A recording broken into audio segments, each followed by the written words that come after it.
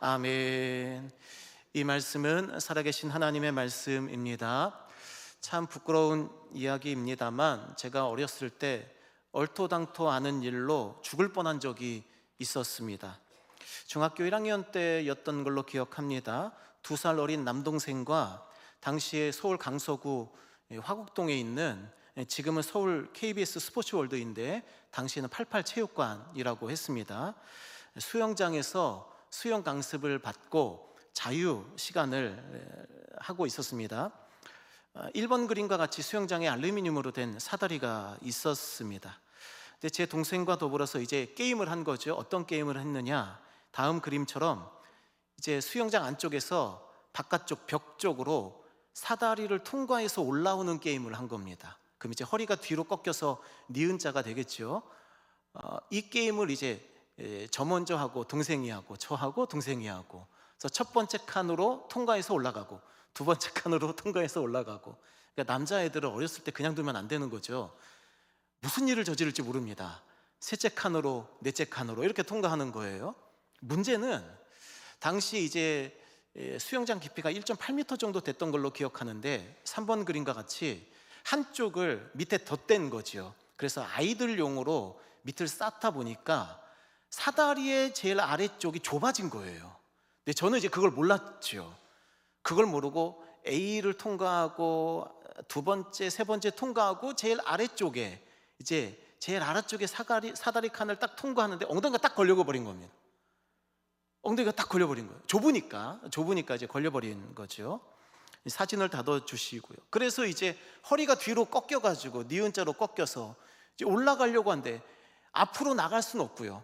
밀어도 어떻게 벽을 밀어도 이게 뒤로 가지 밑으로 내려가진 않잖아요. 그러니까 허리가 뒤로 해서 역으로 니은자로 꺾이다 보니까 이게 앞으로도 못 나가고 뒤로도 물러날 수 없는 상황이 된 겁니다. 당연히 제 머리는 지금 물속에 있죠.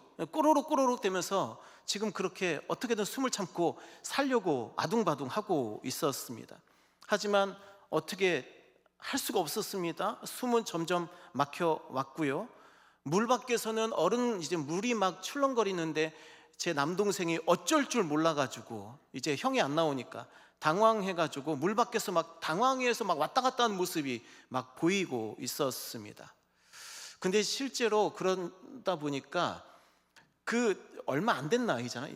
15년을 못 살았는데 진짜 인생이 주마등처럼 싹 지나가는 겁니다.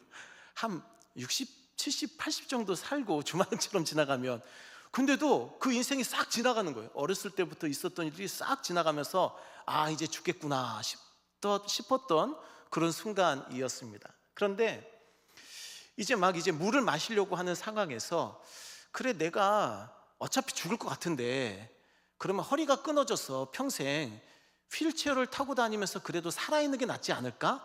라는 생각이 불현듯 떠올랐습니다. 그래서 그래 내가 허리를 포기하자 라는 생각에 이제 사다리 뒤를 꽉 잡고 온 있는 힘을 다해가지고 탁 이렇게 끌어당겼는데 엉덩이가 통 하더니 빠져나온 거예요.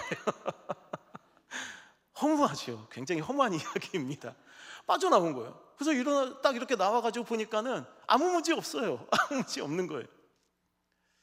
근데 하여튼 어린이였으니까 이제 이런저런 장난을 치면서 이제 스스로의 목숨을 위태롭게 하는 그런 장난인 줄도 모르고 그렇게 장난을 했던 거죠. 그래서 지금은 이제 참 제가 이 설교를 준비하면서 저 그림을 제가 편집을 했을 것 아니겠습니까? 약간 자괴감이 좀 몰려왔습니다. 그럼에도 불구하고 그 사건은 제게는 어떤 가르침을 준 사건이었습니다. 저는 제 생명을 소중하게 여길 줄 모르는데 그래도 하나님께서 제가 모태에서 태어날 때도 생명 주셨고, 또 예수님을 알게 하실 때도 생명 주셨고, 또 그 이후에도 저의 생명이 위급할 때마다 하나님이 저를 살려주셔서 저에게 생명 주신 은혜가 있구나 라고 하는 것을 깨닫게 된 저에게 있어서는 매우 큰 사건이었다라고 하는 것이죠. 부활이 무엇입니까? 우리에게 생명을 되찾아 주신 사건 아니겠습니까? 그러면 우리는 이 부활신앙으로 사는 것은 무엇입니까? 하나님이 내게 생명 주셨으니 내 생명 하나님을 위해 써야겠다 결단하는 그런 신앙이 부활신앙일 줄 믿습니다.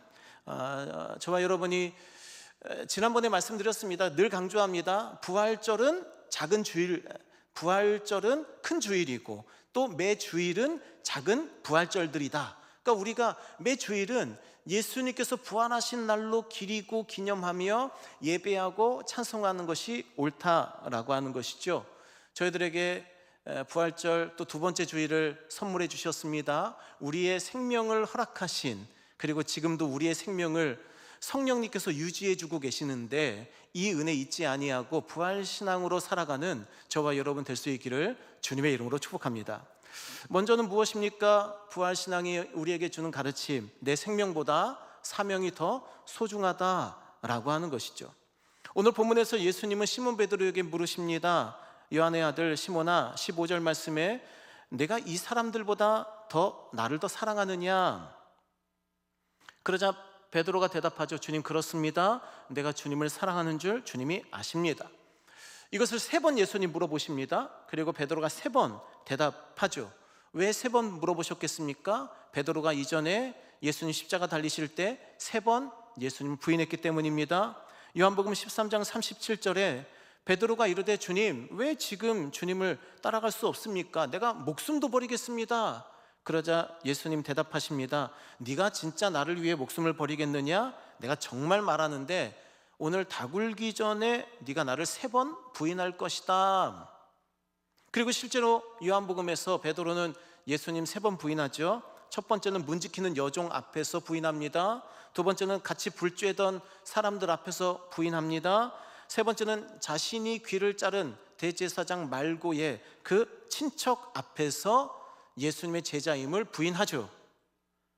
그렇게 3번이나 예수님을 부인한 베드로의 그 치욕스러운 과거를 예수님께서 아시고 회복시켜 주시기 위해 3번이나 네가 나를 사랑하느냐? 그럼 내 양을 치라, 내 양을 먹이라 말씀하시는 거죠. 물론 여기에서 예수님은 아가파오로 질문을 하시고 베드로는 필레오로 대답을 합니다. 그러니까 예수님은 네가 나를 아가파오 하느냐? 근데 베드로는 그때마다 내가 주님을 필레오 합니다. 근데 이제 과거에는 이 부분에 너무 많은 강조점을 두어서 말씀을 나누기도 했지만 사실 현대 신학자들은 이 아가파오와 필레오 사이에 크게 의미 부여를 하지는 않습니다. 중요한 것은 무엇입니까? 3번 물어보셨고 베드로는 내가 주님을 사랑합니다 라고 3번 대답함으로써 베드로의 과거의 그 잘못을 예수님께서 깨끗이 씻어주시는 그런 은혜를 베푸신다라고 하는 것입니다. 그리고 그 3번의 대화 끝에 예수님은 어떤 예언을 하십니까? 오늘 말씀 18절 말씀에 네가 젊어서는 네 마음대로 다녔지만 늙어서는 네 팔을 벌릴 것이다. 사람들이 너에게 띠를 띠고 너를 끌고 다닐 거다. 이것은 무엇입니까? 19절 말씀에 베드로가 어떤 죽음으로 하나님께 영광을 돌릴지 예언하시는 거죠. 그러니까 예전에는 내가 하고 싶은 대로 예수님 따라가고 부인하고 싶으면 부인하고 자기 욕망에 따라 살았다면 이제 베드로는 죽음의 자리에서까지 예수님을 부인하지 않고 예수님을 선포하며 또 그 자리에서 하나님의 영광을 드러낼 것을 예수님 약속해 주고 계십니다. 그렇다면 베드로의 그러한 죽음은 무엇을 위한 죽음이겠습니까? 3번 질문한 예수님에 대한 베드로의 대답, 그리고 그 3번의 질문에 예수님은 똑같이 사명을 맡기시죠. 15절 말씀에서도 내 양을 먹이라 마지막에 말씀하십니다. 16절에서도 마지막에 내 양을 치라 같은 말이죠. 그리고 17절에서도 내 양을 먹이라 말씀하시면서 베드로가 죽음을 감당하고서라도 주님의 양을 치는 그 목자의 사명을 감당할 것을 예수님이 약속하고 계시는 것입니다.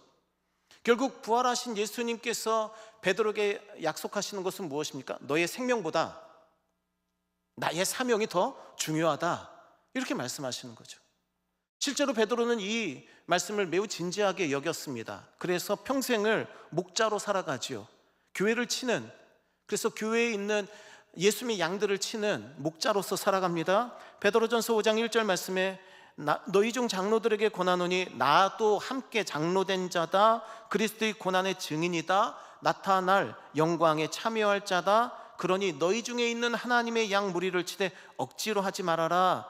하나님의 뜻을 따라 하여라, 자원함으로 하여라, 더러운 이득을 취하지 말아라, 기꺼이 하여라, 맡은 자들에게 주장하는 자세를 하지 말아라. 주장하는 자세는 힘으로 억누르지 말라는 거죠. 양무리의 본이 되어라. 본이 됨으로써 양무리를 부드럽게 인도할 것을 말씀하십니다. 그리하면 목자장이신 예수님께서 나타나실 때에 시들지 아니하는 영광의 관을 얻을 것이다. 베드로의 권면이, 베드로 스스로 목자였기 때문에 예수님은 목자장이시기에 목자장이신 예수님 다시 오실 때까지 하나님의 뜻을 따라 자원함으로 내가 목자의 사명을 감당해 왔고, 너희들도 나와 함께 된 장로로서 혹은 목회자로서 양들을 치는 목자의 사명을 끝까지 감당해야 된다 말씀하고 있습니다. 사명이죠, 사명. 오늘날은 세상에서 사명이라는 것이 그 의미가 많이 변색되고 퇴색되었습니다. 세상에서의 직업은 더 이상 보케이션이나 콜링, 하나님이 부르심이 아니죠. 세상에서의 직업은 이제 생존을 위한 도구에 불과하고 자아 실현을 위한 삶의 방식에 불과해 버렸습니다. 하지만 우리가 부활신앙, 예수님이 우리의 생명을 살려주셨다라는 부활신앙을 가진 성도라면 우리는 사명을 가져야지요. 적어도 우리는 사명을 가져야 되지 않겠습니까? 왜 그렇습니까?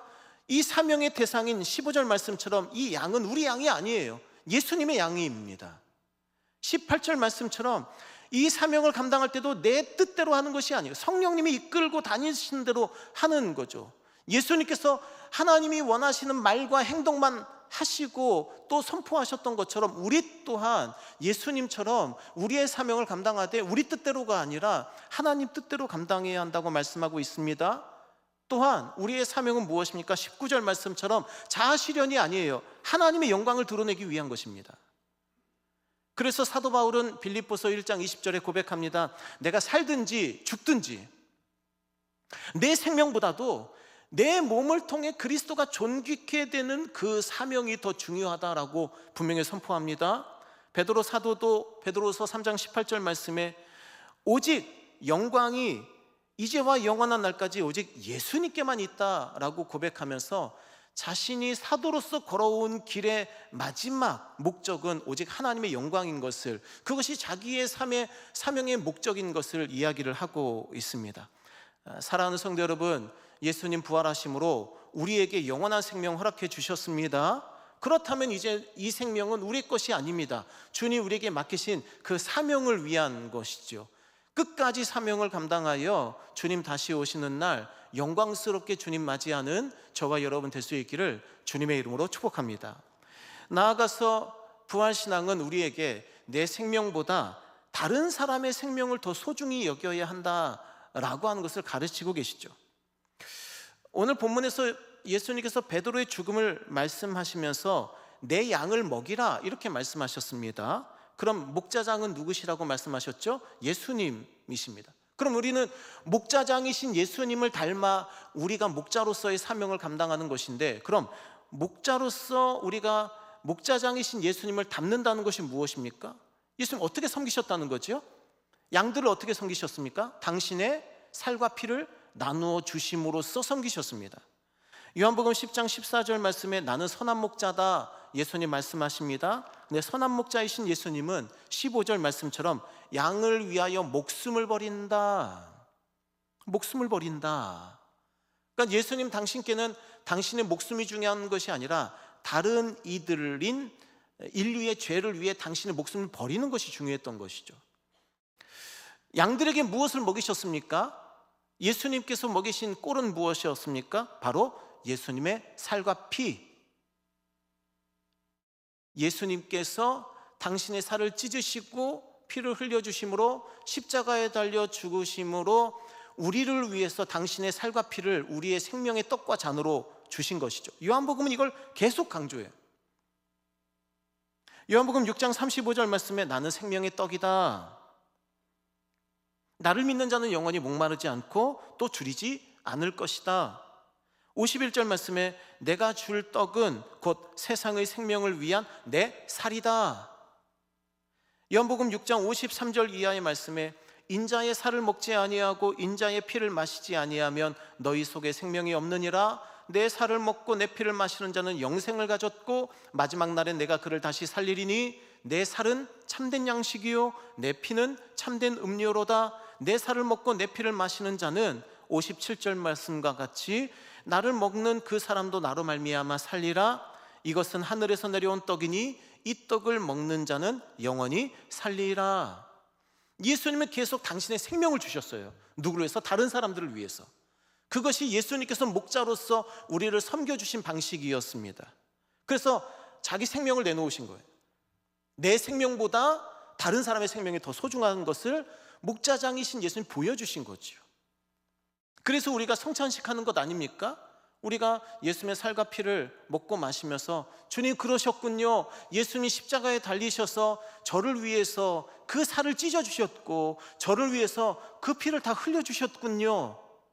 그 고백이 성찬식의 우리 고백 아닙니까? 근데 이 말은 예수님 한 분에게만 해당되는 말이 아니에요.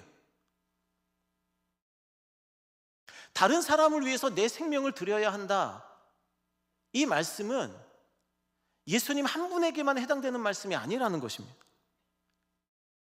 사도 바울은 로마서 9장 1절 이하의 말씀에서 놀라운 선언을 합니다. 3절 말씀을 보시면 나의 형제 곧 고륙의 친척을 위하여 내 자신이 저주를 받아 그리스도에게서 끊어질지라도 나는 내 형제의 구원을 원한다. 우리가 볼 땐 매우 극단적이죠. 아니 그래도 나 자신은 구원받아야지, 우리 자신은 생명책에 기록되고 우리 자신은 천국 가야지, 거기서 출발해야지, 우리는 그렇게 생각하는데 사도 바울은 그런 고백이 아니에요. 아닙니다. 내 영원한 생명도 다른 사람의 생명보다 소중하지 않습니다. 그렇게 말하고 있잖아요. 이게 그냥 뭐 상징적인 얘기입니까? 이게 그냥 지나가다 하는 말인가요? 아니요. 1절 말씀에 보면 로마서 9장 1절 말씀에 내가 그리스도 안에서 말하는 것이다, 내가 참으로 말하는 것이다, 내가 지금 하는 말은 거짓이 아니다, 그러면서 꺼낸 말이에요. 그러니까 지금 사도 바울이 내 생명보다 다른 사람의 생명이 더 귀중합니다라고 하는 이 고백은 그냥 지나가는 말로 하는 말이 아니라는 것이죠. 물론 이 말은 모세로부터 배운 것입니다.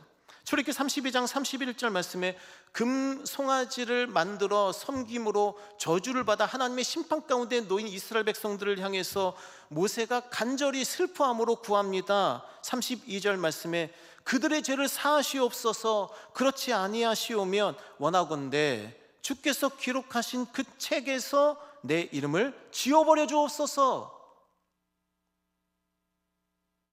성도들은 부활하신 예수님을 체험하면 내 생명도 소중하지만 나에게 이렇게 부활의 은혜를 주신 것은 내가 목적이 아니라 다른 사람이 목적이구나 깨닫게 되는 것이죠. 그런 의미에서 교회를 다니면서도 내 생각, 내 명예, 내 영광, 내 뜻, 내 주관이 더 중요한 사람은 아직 부활신앙을 체험하지 못한 사람들이에요. 사람들이 나를 알아주길 바라고, 사람들이 나에게 인사해 주길 바라고, 그럴 때까지 내가 고개를 뻣뻣이 세우고 인사를 안 하고, 그런 사람들은 아직 부활신앙을 체험하지 못한 사람들이죠. 부활신앙을 체험한 사람은 내 생명도 소중하지만 내 곁에 주신 교우들의 생명, 내게 복음 전하라고 맡겨주신 그 불신자들, 가족과 친척들, 그들을 위해서 사도 바울처럼 모세처럼 내 생명을 들여서라도 그들의 생명을 살려주십시오라고 하는 이 기도가 가능해지는 것입니다. 요한복음 15장 13절 말씀에 사람이 친구를 위하여 자기 목숨을 버리면 이보다 더 큰 사랑이 없나니, 이건 그냥 기독교인의 윤리를 말씀하신 것이 아니에요. 예수님께서 그렇게 사셨고 모세가 그렇게 살았고 사도 바울이 그렇게 살았으며 베드로가 그렇게 살았고 우리에게 요구하시는 바다라고 하는 거죠. 1982년 1월 추운 겨울에 미국 에어플로리다 90편 비행기가 폭설로 인해 기계의 고장을 일으켰습니다. 워싱턴 DC의 14번가 다리에 부딪히게 되었습니다. 그리고 포토맥 강으로 추락하게 되죠. 승객과 승무원 모두 79명 중에 74명이 사망한 사건이었습니다. 그러니까 비행기가 강에 추락하자마자 깨어진 비행기 동체가 가라앉아 버린 거죠. 그리고 꼬리 날개 쪽에 사람들이 조금 살아 있었어요. 그리고 구조를 기다리고 있었습니다. 근데 구조 헬기가 나타났습니다. 그래서 줄을 내려줬어요. 근데 그 줄에 제일 가까운 사람이 알랜드 윌리엄스라고 하는 남성이었습니다. 헬기가 구조용 줄을 내려줬어요. 그거 붙잡고 올라가면 되잖아요. 허리에 묶고 올라가면 되잖아요. 근데 옆 사람에게 얘기한 그 줄을 넘겨주면서 나는 아직 잔해에 조금 걸려 있으니까 당신이 먼저 올라가십시오. 구조용 줄을 내렸어요. 그 사람이 올라갔습니다. 그렇게 승무원 켈리 던컨이 살아나고 또 줄이 알랜드에게 내려와요. 알랜드 윌리엄스에게 내려와요. 그러자 또 다른 사람에게 넘겨줍니다. 먼저 올라가십시오. 그래서 그렇게 조셉 스탈리가 살아납니다. 또 알랜드에게 줄이 내려왔습니다. 이번에도 프리실라 티라도라고 하는 사람에게 줄을 또 넘겨줘요. 그리고 또 살았습니다. 줄이 또 내려옵니다. 그러자 이번에는 패트리샤 펠치라고 하는 사람에게 줄을 넘겨줘요. 그리고 올라갑니다. 그리고 그 사이에 이 알랜드는 꼬리 날개와 함께 그 포토맥 강에 가라앉아 목숨을 잃게 되죠. 이렇게 자기보다 먼저 다른 사람의 생명을 소중하게 여겼던 이 알랜드 윌리엄스를 추모해서 그 사고가 났던 다리의 이름을 바꿉니다. 알랜드 윌리엄스 주니어 메모리얼 브릿지, 기념 다리지요. 그리고 윌리엄스의 고향 일리노이 주에는 그의 이름을 딴 초등학교가 생기게 되었다고 합니다. 사랑하는 성도 여러분, 세상 사람도 그러할진데 성도들이 내가 중요해, 내 생명이 중요해, 내 명예가 중요해, 사람들이 나를 알아줘야 돼, 나를 칭찬해주고 나의 명예를 세워줘야 돼 라고 말한다면 우리에게 부활신앙을 주신 예수님께서 얼마나 실망하시겠느냐라고 하는 거죠. 로마서 9장 3절 말씀처럼 우리 자신이 저주를 받아 그리스도에게서 끊어질지라도 내 형제의 구원을 원합니다라고 하는 이 바울의 기도가 출애굽기 32장 32절 말씀에 그렇지 않으시면 구해주지 아니하실 거면 주님께서 기록하신 책에서 내 이름을 지워버려 주옵소서 기도했던 모세와 같이 저와 여러분들도 고린도전서 10장 24절 말씀처럼 자기의 유익을 구하지 아니하고 남의 유익을 먼저 구하는 우리 빛과 소금께 교우들 다 되실 수 있기를 주님의 이름으로 축복합니다. 마지막 세 번째로 부활신앙은 무엇입니까? 내 생명보다, 이 땅의 생명보다 영원한 생명이 더 소중합니다 라는 고백이 있어야 된다라고 하는 거죠. 오늘 본문 20절 이하의 말씀에 베드로가 사족을 답니다. 예수님께서 사랑하시는 사도 요한이 자기와 같이 예수님을 따르는 것을 보고 예수님께 질문을 던집니다. 21절 말씀에 주님, 이 친구는 어떻게 됩니까? 라고 묻습니다. 그러자 22절 말씀에 예수님 대답하십니다. 내가 올 때까지 그를 머물게 하고자 할지라도 너에게 무슨 상관이냐? 너는 나를 따르라 하시더라. 아멘. 이 말씀을 계속 띄워주시고요. 22절 말씀은 그래서 조금 오해를 많이 샀던 말씀입니다. 어떤 학자들은 이 말씀을 가리켜서 사도 요한의 불사성을 주장했습니다. 아니, 예수님 다시 오실 때까지 사도 요한 살려주신다고 했으니까 사도 요한은 죽지 않는 몸을 가진 것이지, 이렇게 오해한 사람들이 있었습니다. 혹은 임박한 종말론을 주장한 학자들도 있었습니다. 아, 예수님 사도 요한 살아계실 때 오시는구나, 그럼 예수님 곧 오시겠구나. 그래서 임박한 종말론을 주장한 학자들도 이 말씀 때문에 있었던 것이죠. 하지만 이 말씀의 의미는 무엇입니까? 그런 의미가 아니죠. 사도 요한을 혹시 살려준다 할지라도 그거 신경 쓰지 말고 너는 그냥 나를 따르는 너의 사명에만 집중하면 되는 것이다 라고 말씀하시는 것 아니겠습니까? 동시에 이 22절이 가리키고 있는, 그리고 22절이 확신하는 것은 무엇입니까? 예수님이 오시는 것은 확실하다는 거예요. 예수님께서 임재하시는 것은 확실하다는 것입니다. 예수님 이 땅에 오시어 세상 모든 나라들을 심판하시고 모든 믿지 않는 악한 사람들을 심판하시고 모든 믿는 하나님의 백성들을 거두셔서 영원한 하나님 나라 백성 삼아주신다고 한다는 것, 이 재림신앙, 이 종말론적 신앙은 분명하다라고 하는 것이죠. 그런 의미에서 주님께서 오늘 본문을 통해 우리에게 말씀하시는 것은 이 땅을 목표로 삼고 살지 말아라 라고 하는 것이죠. 하나님 나라 바라보며 주님 다시 오실 것이니 영원한 천국 소망하며 그 영원한 생명을 누려라, 우리에게 말씀하고 계시는 것입니다. 요한복음 25장 28절 29절 말씀 우리 함께 읽겠습니다. 이를 놀랍게 여기지 말라. 무덤 속에 있는 자가 다 그의 음성을 들을 때가 오나니 선한 일을 행한 자는 생명의 부활로, 악한 일을 행한 자는 심판의 부활로 나오리라. 아멘. 저는 그래서 하나님의 심판을 믿습니다. 이 땅에서 아무리 끝까지 회개하지 아니하고 많은 사람들을 죽음으로, 사망으로, 고통으로 내모는 사람, 분명히 하나님께서 심판하실 것을 저는 믿습니다. 왜 그렇습니까? 선한 일을 행한 자는 생명의 부활로, 악한 일을 행한 자는 심판의 부활로 나올 것이기 때문입니다.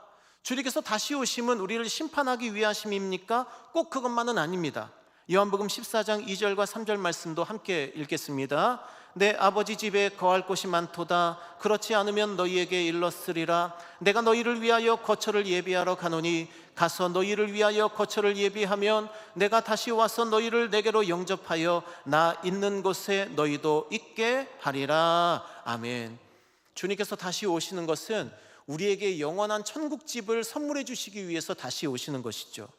그렇기 때문에 우리는 이 땅에서의 우리의 육도 중요합니다. 그래서 이거 우리 육, 주신 육이고, 우리가 이걸 죽어도 주님께서 부활하셔서 이 육으로 영원한 생명 누리게 하실 것이기 때문에 기독교는 이 육을 천시하지 않아요. 우습게 여기지 않습니다. 소중하게 여깁니다. 그래서 이 육이 건강해야 돼요. 끊을 것은 끊어야 하고요, 피지 말아야 할 것은 피지 말아야 하고요, 마시지 말아야 할 것은 마시지 말아야 합니다. 우리는 이 육으로 하나님의 영광을 드러내야 하는 거예요. 하지만 이 육보다 더 소중한 것은 무엇입니까? 하나님 나라 아니에요? 하나님 나라에서 누릴 그 영원한 생명. 그래서 빌립보서 3장 20절에서는 우리의 시민권이 이 땅에 있는 것이 아니라 하늘에 있다라고 선포하고 계십니다. 골로새서 3장 1절과 2절 함께 읽겠습니다. 그러므로 너희가 그리스도와 함께 다시 살리심을 받았으면 위의 것을 찾으라. 거기는 그리스도께서 하나님 우편에 앉아 계시느니라. 위의 것을 생각하고 땅의 것을 생각하지 말라. 아멘. 말씀을 맺겠습니다. 사랑하는 성도 여러분, 부활하신 예수님 베드로 만나셔서 그에게 죽음을 말씀을 하세요. 하지만 그 죽음을 말씀하시며 무엇 말씀하십니까? 너에게 사명이 있다. 나를 따르라 말씀하십니다. 다른 사람들을 위해서 나처럼 너도 너의 살과 피를 나누고 너의 생명을 바쳐 다른 사람들의 생명을 구원하여야 한다 말씀하고 계십니다. 이 땅의 생명보다 영원한 생명이 더 소중하다, 주님 다시 오실 것이다 말씀하여 주고 계십니다. 이 말씀 믿으시고 부활신앙을 가진 자로서 날마다 우리 주변 사람들에게 복음을 선포하여 주님 다시 살아나심으로 우리에게 생명 주셨으니 여러분들도 우리와 함께 그 영원한 하나님 나라 생명을 누립시다 복음 증거하는 저와 여러분 될 수 있기를 주님의 이름으로 축복합니다. 기도하겠습니다. 사랑과 은혜가 풍성하신 하나님 아버지, 모든 영광을 오직 주님께만 올려드립니다. 저희들을 사랑하여 주시어 저희들에게 복음을 알려주시고 목자장이신 예수님께서 우리를 위해 살을 찢으시고 피를 다 흘리시어 우리의 영원한 생명의 떡과 잔이 되어주시니 감사와 찬송을 올려드립니다. 주님, 부활하신 주님을 우리가 만남으로 우리가 우리의 생명보다 사명이 더 소중함을 깨닫게 하여 주셨습니다. 내 생명도 소중하지만 다른 사람들의 생명은 더 소중함을 말씀해 주셨습니다. 나아가 이 땅의 생명보다 더 소중한 하나님 나라의 생명을 우리에게 말씀하여 주셨으니 주님, 우리가 하나님 나라 바라보며 다른 사람들의 구원을 위해 늘 복음으로 봉사하며 우리 구주 예수 그리스도의 부활의 증인으로 날마다 승리하는 삶을 살아갈 수 있도록 인도하여 주옵소서. 이 시간 우리의 마음과 뜻과 정성을 다해 하나님께 예물을 올려드리고자 합니다. 예물 드리는 손길마다 은혜와 영화를 허락하여 주시고 좋은 것을 아끼지 말아주시며 복을 얻고 누리고 또 복을 나누는 삶을 살아낼 수 있도록 인도하여 주옵소서. 감사드리오며 거룩하신 예수 그리스도의 이름으로 기도드리옵나이다. 아멘. 이 시간 찬송가 406장 찬양하며 봉헌하겠습니다.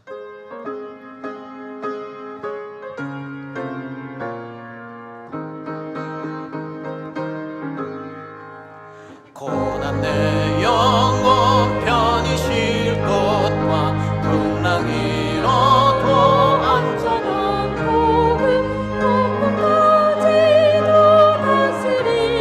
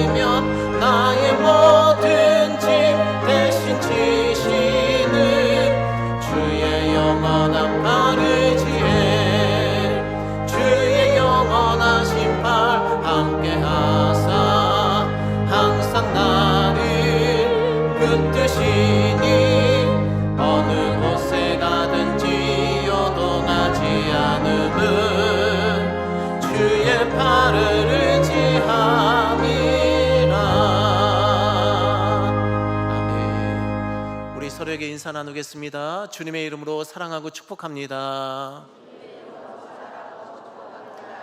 영생의 복음을 세상에 증거합시다. 영생의 복음을 세상에 증거합시다. 아멘. 우리 빛과 소금 교회가 아름다운 사랑의 공동체 될 수 있기를 주님의 이름으로 축복합니다. 오늘 우리 교회에 새로 나오신 세 가족분이 계십니다. 조기봉 안수 집사님, 정선근 권사님, 우리 함께 잠깐 자리에서 일어나 주시면 좋겠습니다. 네, 우리 저쪽에 계시는데 우리 뜨겁게 환영하겠습니다.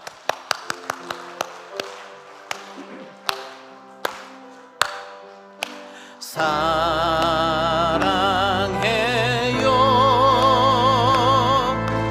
축복해요,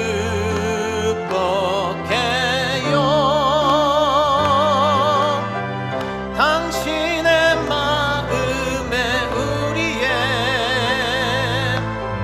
사랑을 드려요. 환영합니다. 축복합니다. 잠시 기도하겠습니다. 은혜가 풍성하신 하나님 아버지, 우리 교회에 우리 조기봉 집사님, 정성근 권사님 보내주심에 감사드립니다. 하나님, 삶의 자리에서 이제까지 그래왔던 것처럼 앞으로도 하나님의 영광을 노래하게 하시며 하나님 말씀이 귀에 쏙쏙 들어오게 하시며 하나님 말씀으로 말미암아 날마다 부활 신앙으로 살아 주님의 이름으로 복음 증인된 삶을 살아갈 수 있도록 인도하여 주옵소서. 주님, 귀한 가정에 하나님의 은혜와 사랑을 한량없이 베풀어 주시옵소서. 우리 주님의 이름으로 날마다 승리케 하여 주옵소서. 감사드리오며 거룩하신 예수 그리스도의 이름으로 기도드리옵나이다. 아멘. 우리 다시 한번 환영의 박수 하겠습니다.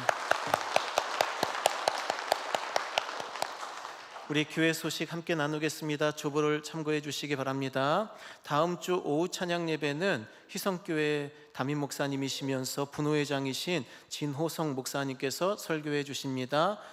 또 이렇게 외부에서 목사님이 오시면 또 사모하는 마음으로 평소에는 예배를 잘 안 드리시도록 또 오후 찬양 예배에 나오셔서 함께 은혜 받으면 참 좋겠습니다. 교육입니다. 새가족 모임 1과 오늘 낮 12시 50분에 진행합니다. 회의 광고가 있습니다. 목포노회 제134회기 정기노회가 우리 교회에서 있습니다. 4월 21일 화요일 오전 9시부터 진행됩니다. 성노회, 거룩한 노회가 될 수 있도록 기도해 주시기를 부탁드립니다. 여전도의 사흘로 원래 기도회가 오늘 2부 예배 후에 본당에서 있겠습니다. 남선교회 그리고 1, 2권사회 4월 원래 기도회는 다음 주일 2부 예배 후에 본당에서 있겠습니다. 드린 광고입니다. 김성갑 집사님, 박정미 집사님 35주년 결혼기념일 감사하여, 또 최승일 집사님, 김복신 권사님 자녀 최아람 국가직으로 임용됨에 감사하여 헌화하셨습니다. 우리 박수로 축복하겠습니다.